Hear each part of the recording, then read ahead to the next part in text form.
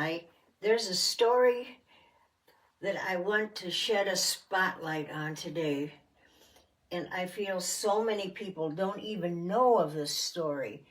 You know, usually we hear of the main stories in the Bible, but it's these in between ones that are every bit as important.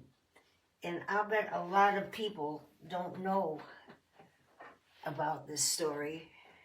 So I'm going to give it extra special attention today with my guitar.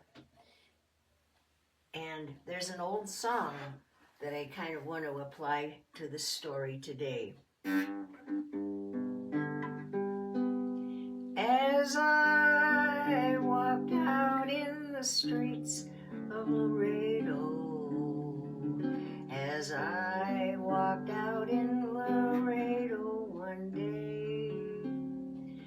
I spied a young cowboy all wrapped in white linen, all wrapped in white linen, and as cold as the clay. Oh, beat the drum slowly and play the fife lowly. Oh, play the death march as they carry him along. For he was a young man, now wrapped in white linen, wrapped in white linen, and he ne'er did no wrong.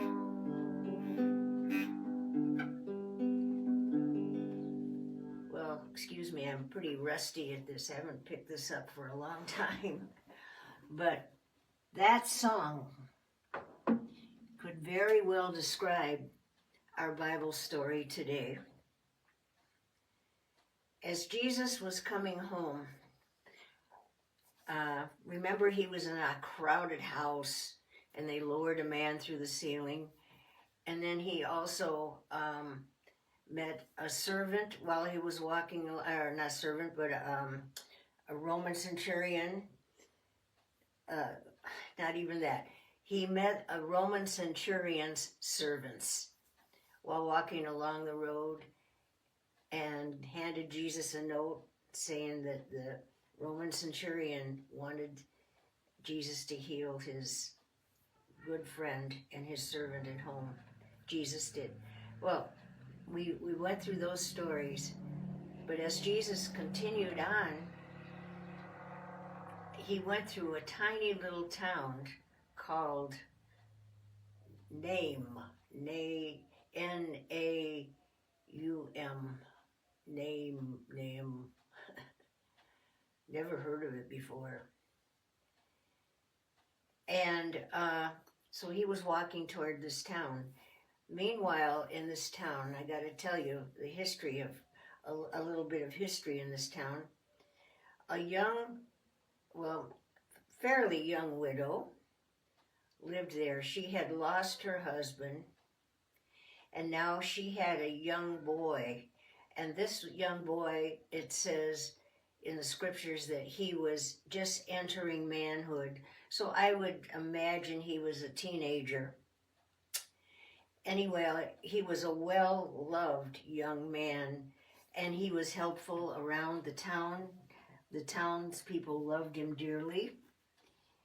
And one day, this boy fell sick, and the widow tried so hard to nurse him back to health. She did everything in the book possible, but unfortunately, sadly, he died too.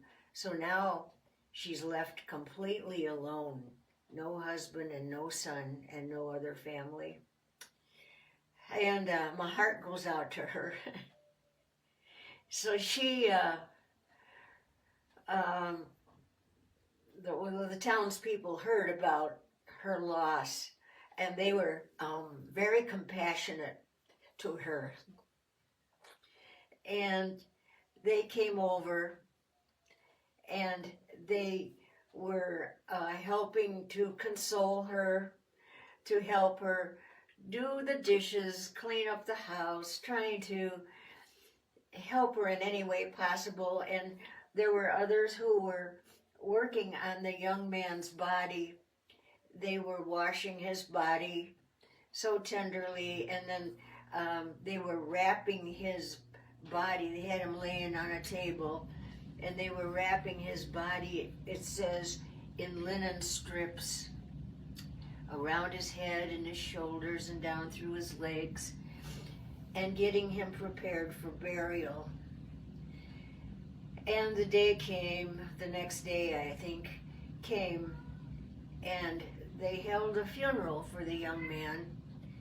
And it says they put him in a casket and they carried him out to the cemetery. And they were weeping because I hate funerals. They were weeping because he was such a lovely young man, so helpful to all of them. And their heart was weeping also for the widow. Now she's just very much alone. And they were weeping, and there was a throng of people behind her from this little town, probably the whole town, because it was a little, hardly known town. And as they were entering or getting toward the cemetery where they were going to bury the young man, along comes Jesus with his mob. You know, Jesus attracted people like cherry pie would attract a flock of birds. Well, here comes Jesus with all these people behind him, tons of people, because he'd been doing miracles along the way. And they met him at the cemetery gate, or close to it. And Jesus looked on this procession and the casket and everything with compassion. And then he saw the widow, and he had real compassion upon her. And he knew exactly what was happening. And I think he even knew this was going to happen, because Jesus knew things ahead of time. And so he looked at the boy's body all wrapped up, ready for burial. And he said, "Young man, get up."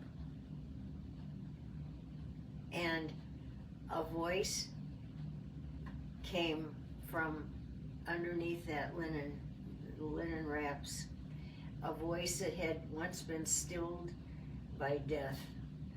It spoke, and he started to wiggle, the young man, and he was able, they were helping him unwrap the linen around him. I don't know why this isn't told more. And so they unwrapped the young man, and oh, such joy. The young man was brought back to perfect health. Everybody was rejoicing over that and giving praise. And more people believed in Jesus because of the miracles he was working.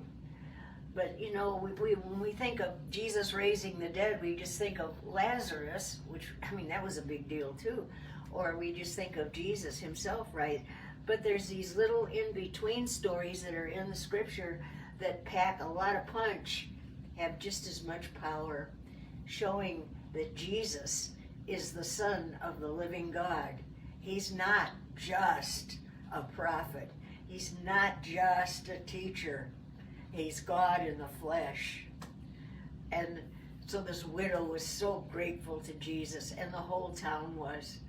But that's a story that I have not heard anybody preach about it from the pulpit or on television or anything. But it's an amazing story, and it adds so much more punch and credence to who Jesus really is. So I'll let it go there for right now. Thank you for listening to my little song. Got your attention. Bye-bye.